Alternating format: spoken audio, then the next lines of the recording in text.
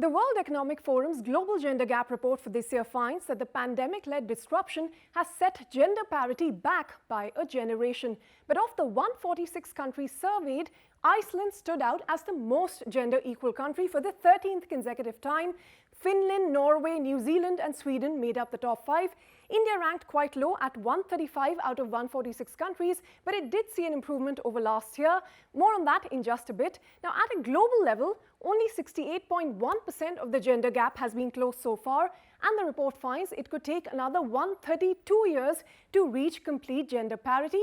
Now, this is a slight improvement from last year, but 3 decades longer than the pre-pandemic situation. The world has made the most progress on health and survival, where almost 96% of the gap has been closed. When it comes to education, more than 94% of the gap has been closed, but it may take another 22 years before we achieve parity. Now, it is the economic category that is reversing women's progress, where it may take 151 years to close the gap.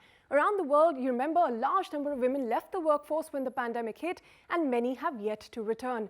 On political empowerment, the gender gap is the widest, where it could take another 155 years to achieve parity. Let's also take a look at a few specific sub-parameters. Now, gender parity in the labor force stood at 62.9%. Why is this significant? Because this is the lowest level registered since the index was first compiled. Among workers who remained in the labor force, unemployment rates are high, but again here, women are worse off compared to men. Further, men's share of the time spent in unpaid work as a proportion of time spent in total work was 19%, but as you can see for women, this was far higher. Now, whilst women's share in leadership roles has seen a steady global increase from about 33.3% in 2016 to 36.9% this year, women have not been hired at equal rates across industries. Okay, let's zoom into India now, where we saw improvements across the board.